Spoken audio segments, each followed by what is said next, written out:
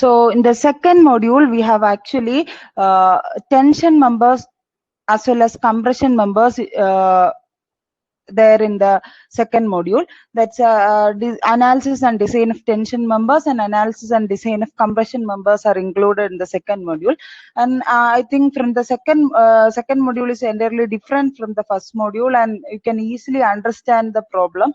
It's somewhat more easier compared to the first module. So let me start with, okay, so you know what is a tension member. So tension members are linear members in which axial forces act so as to elongate or stretch the member. So we'll be applying tensile force on from either side, and so it will be members like linear members, and we will be pulling from either end. So this member will be under tension. So such members are called tension members. So for example, a rope is a tension member. Okay, so when you pull a rope from either side, this is something like a tension member. And tension members carry loads most efficiently, and because the entire cross section is subjected to uniform stress. If you consider this cross section, so if this is a tension member, and when I apply force from this end, the entire cross section is subjected uniform stress. So the transfer of force is very efficient, and unlike compression members, they do not fail by buckling.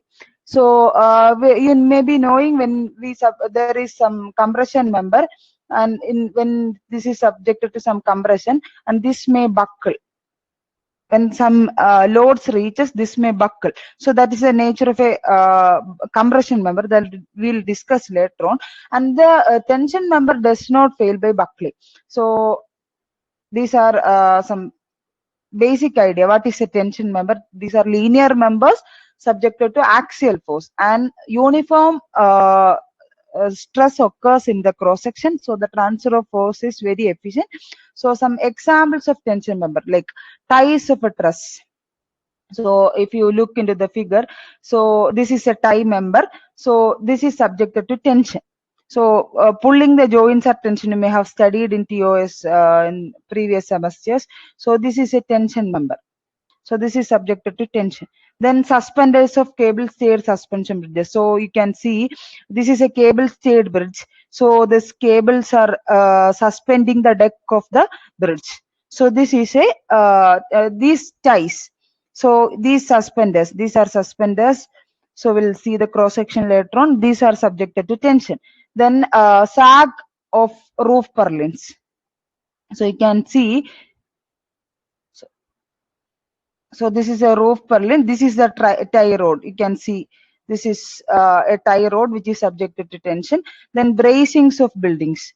So this you can see there are inclined members like this. So these are bracings. So which are subjected to tension. So this will be in tension. Okay, and so there were some edits made. So these are some examples. So you can see in this figure. So this there will be this is a truss, you can see. So there are some members will be under tension and some members will be under compression.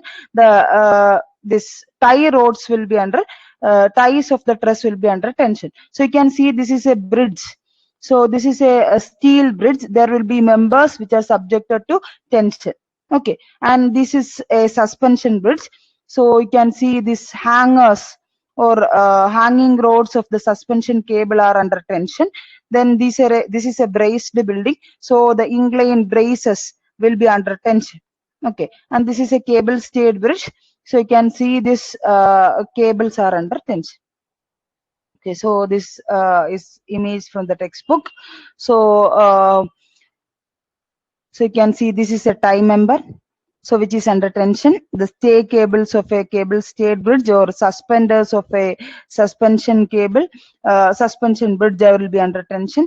Then this you can see the deck floor. Some suspended building will be there. From the center core, the deck slab will be supported by suspenders. So something like that, hangers. So the sag rod of a roof purlin, this is called the sag rod. then this is a braced frame, this bracings will be under tension. Okay, so some examples of tension members. Then regarding cross sections of tension members, we can have variety of cross sections for the tension members. Like usually angle section and double angle sections are used for the roof trusses. For industrial buildings and all, we may go for roof trusses for using steel structures, and angle section and double angle sections are usually preferred. And in bridge, for example, in case of bridge, we have seen a image of a bridge, so there will be tension members in the bridge. So in that case, we may go for I sections or channel sections or built up sections, like that. I sections built up with connected with plates, or two channels sections like this, something like that. Built up sections or I sections or channel sections are used as tension members. Then circular rods are used in bracings. So we have seen images of buildings. So if this is the bridge, so this members may be channel sections or I sections. So the tension members in this will be maybe channel sections or I sections, or maybe built up sections. So you can see this will be circular rods, generally preferred for the bracing system. Okay. And steel wire ropes as used as suspenders in suspension bridges and cable stayed bridges. So here the cross section is this one. Okay, so the steel rod cross section is this circular cross section, and this is the cross section of the suspension cables. The suspension cables and the cable stayed bridges will be having, this is the actual image of a suspension cable. So this wires will be formed as a rope, twisted, something like that. The cross section is something like this. I think this is clear for you. So we have discussed the different cross sections normally used for tension members. Okay. Then regarding the behavior of tension members, so when any material subjected to axial tension, so the behavior of this is similar to that of basic material stress strain behavior. You may have studied the stress strain behavior of steel structures. So when the load is subjected to steel structures, it will elongate, and after it will reach yield point. So there will be strain hardening, something like that you may have studied. So on the Hooke's law is valid. Stress is directly proportional to strain. That law is valid. And mild steel and high strength steel behave differently. Mild steel will be having a definite yield point, and after that there will be an elongation stage. And high strength steel is somewhat different.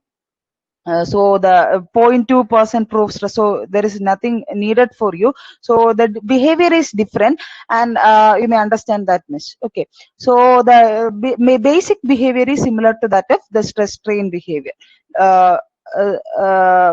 You may have already studied these two. Okay, then failure modes of tension members. Okay, there are three main modes of failure. So when we studied about bolted connection also, we have discussed the failure modes. So we'll analyze how this member will fail. Okay, and only after that we'll move to the design. So when we discuss bolted connection, we have discussed the 6 different methods, and accordingly the design strength is formulated. And here also that we are discussing the different failure modes of tension members first. Okay, there are mainly 3 modes of failure for tension members: yielding of gross section, then rupture at a critical section, and block shear failure of end bolt. I'll discuss in detail block shear failure of end bolted regions. So the first one, so this is explained in clause 6.1 of IS 800/2007. This is in page number 32. Okay, and yielding of gross section is the first mode of failure.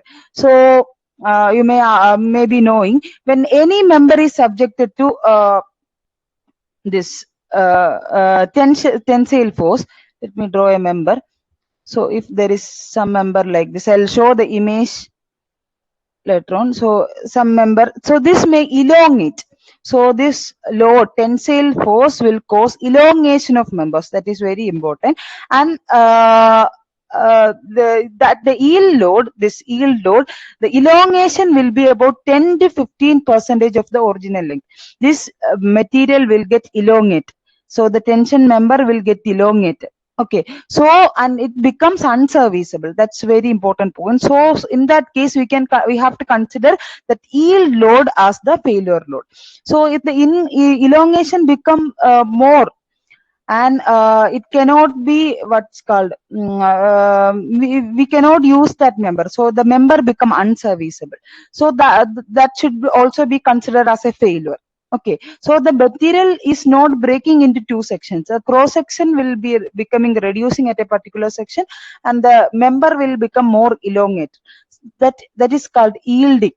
Okay, so the yielding of cross section occurs, and we'll take that as a failure of the member. When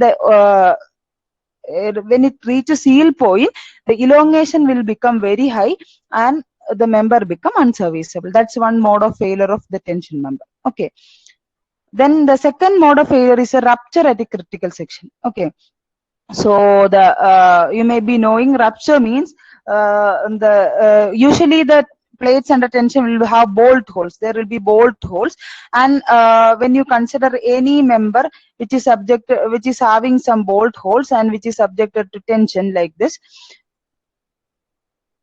and usually I told you, when any member subjected to tensile force, a uniform stress concentration occurs along the cross section. But when there is some bolt hole, there will be high stress concentration. So the stress concentration adjacent to hole will be very high, and there is a chance for tearing of this section. We have already discussed in bolted connections.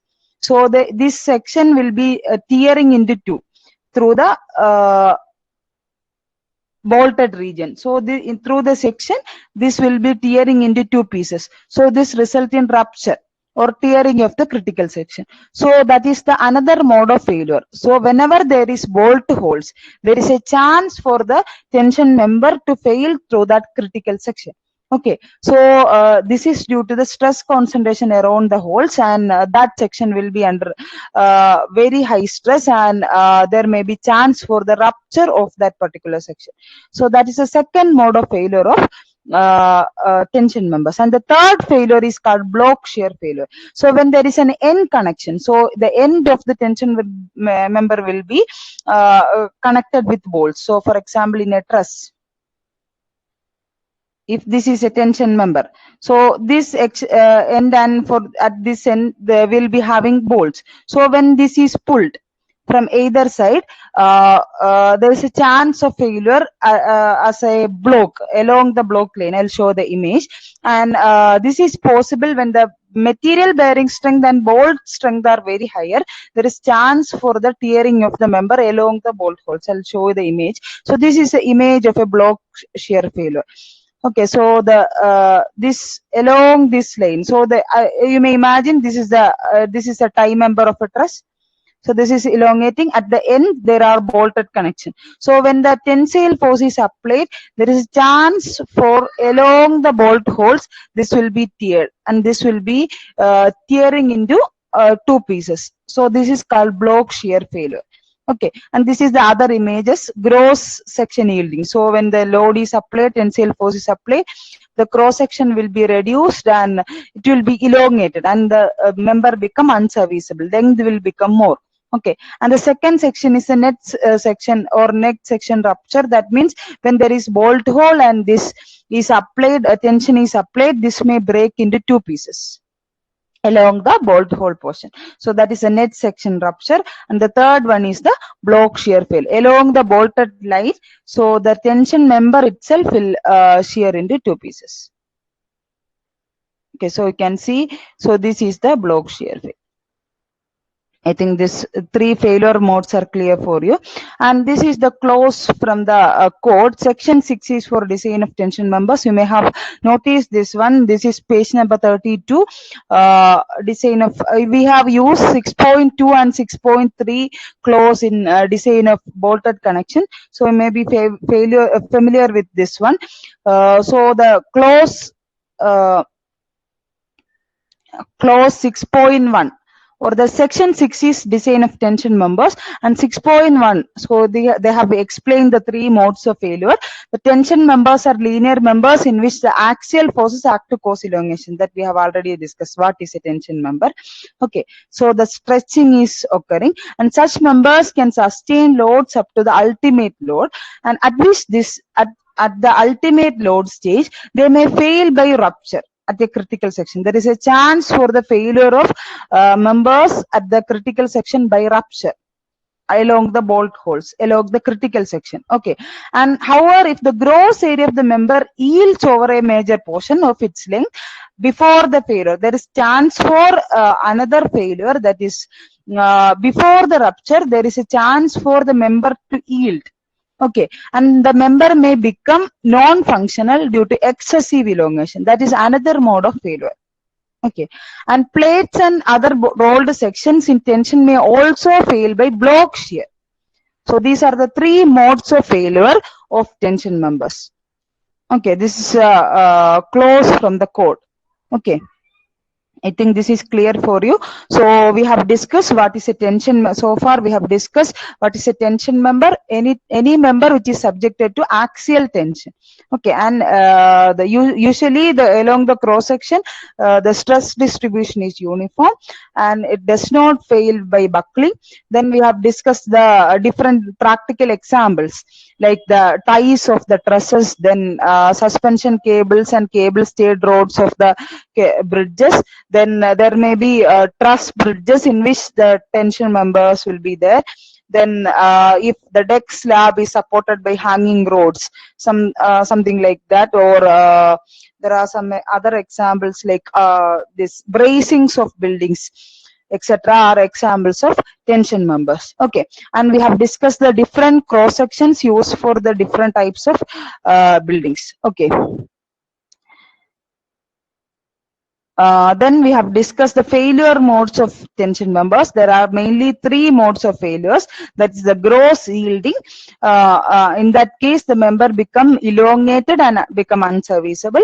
And the second case is a net rupture. That means along the bolt holes, due to the stress concentration, it will break into two pieces. Okay. And the third mode of failure is a block shear failure at the end connection, end of the tension member. When the member is pulled, the member itself may be tear, like as a block. So that is the third mode of failure. So this has been explained in clause 6.1 of the code.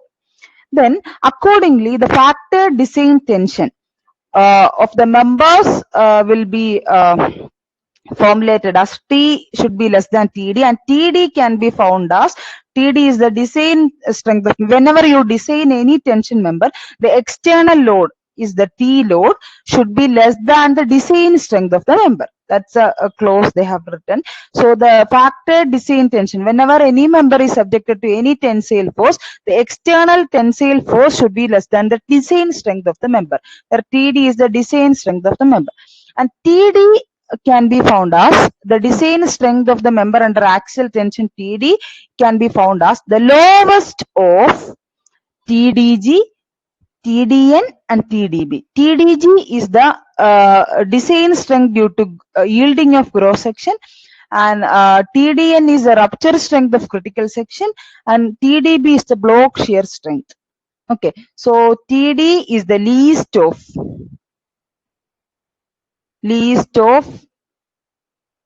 three things: TDG,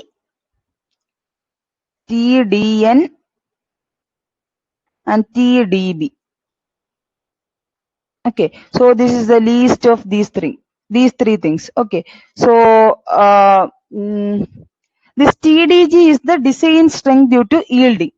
Design strength due to yielding of cross section, and TDN is the design strength or rupture strength of the critical section, and TDB is the block shear strength.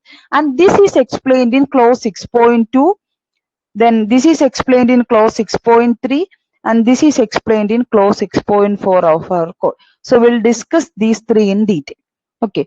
So TDG you may have already gone through. So TDG, so we'll find TDG, TDN and TDB and take the least of these three. Okay.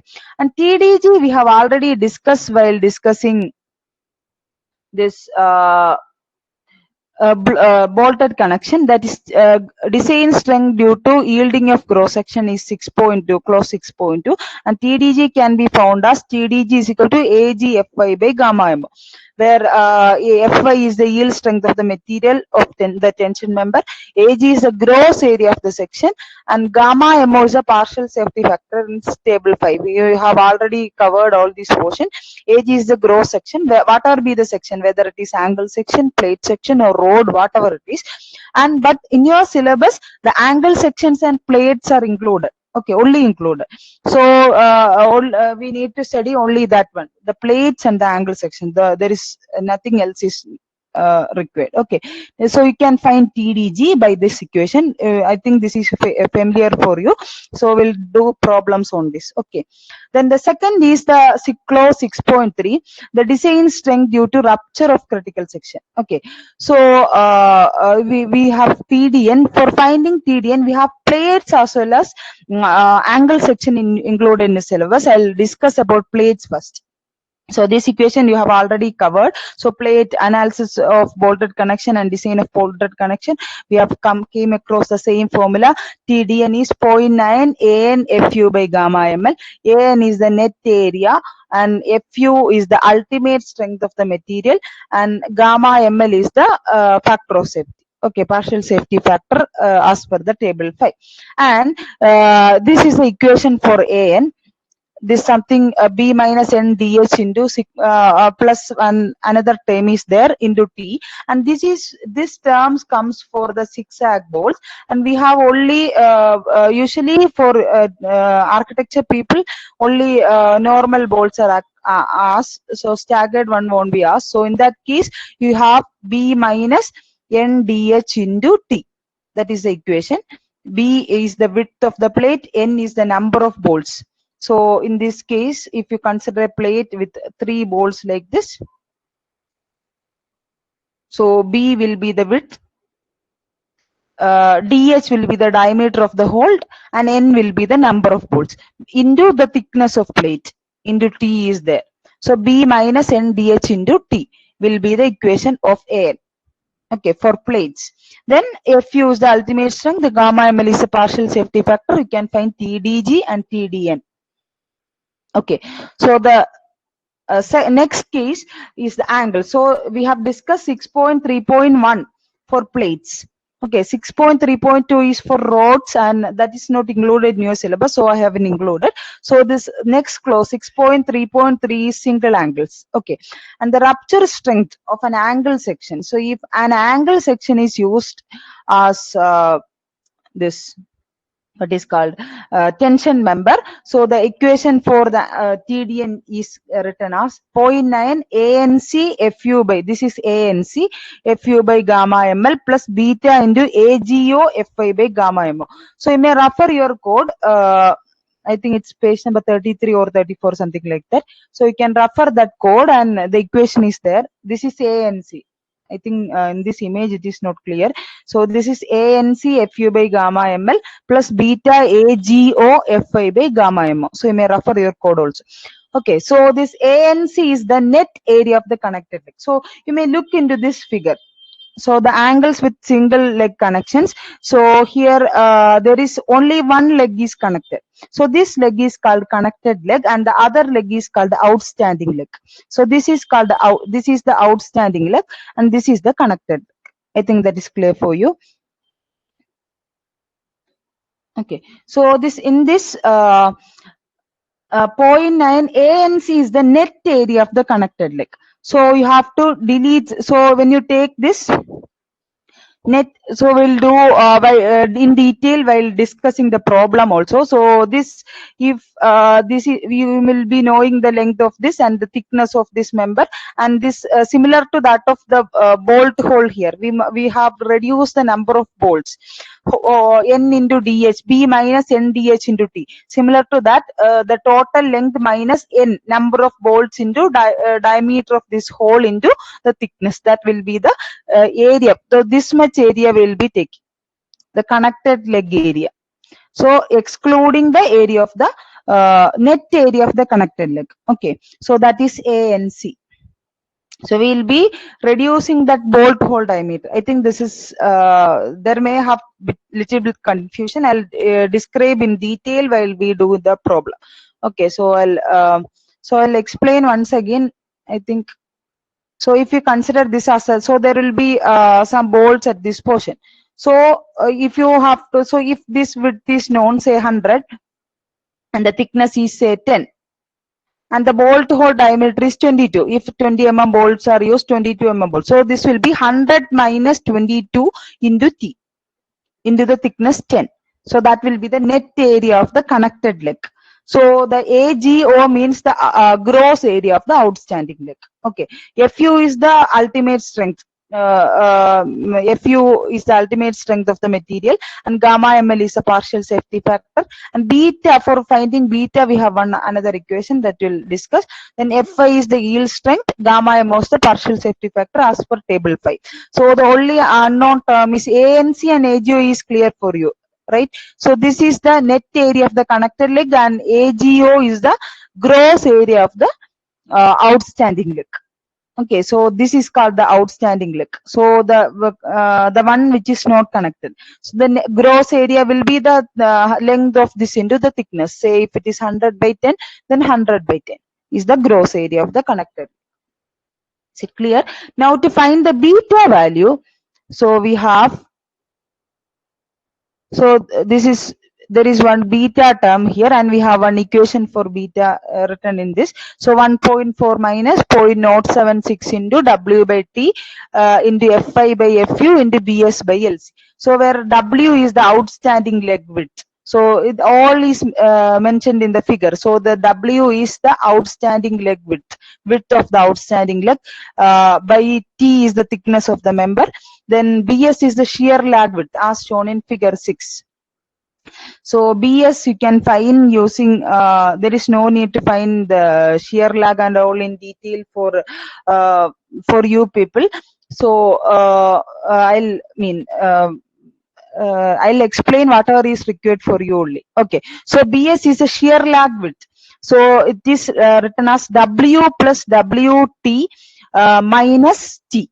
So that is expression for this W plus W1 minus T. Okay, so the W is this one, W1 is this length up to the center of the connection from the extreme end of the this connected leg. Okay, so this is W1 minus thickness is Bs. So you can calculate as per this equation, and LC is the length of end connection. Okay, so if you see from the other side, so if there is some plate or angle section, whatever it is, so this is connected to this is the tension member and connected here. So the length of connection is LC. Okay, so the length from the center of this to center of the length of connection is termed as LC. So I'll discuss in detail while we do the problem. Okay, so this is how we will find TDN. Okay, so we'll take TDN, TDG. Now the time is 9:07. So I'll wind up here, and we'll discuss block shear failure in the next class. Okay, so I think this much is clear for you. In order to find the design strength of tension members TD, we have to take the least of TDG, TDN, and TDB. 3 quantities are there. So this is TDG, TDN, and TDB we have to find according to clause 6.2, 6.2, 6.3, and 6.4. So we have discussed 6.2 and 6.3. So in 6.2 we can find TDG as per this equation, AGFI by gamma MO. For any member, the gross yielding, you can use this formula. And for finding TDN for plates, we have an equation, and for angle section we have another equation, TDN. So we'll find TDG, TDN, and we'll discuss TDB in the next class. Okay.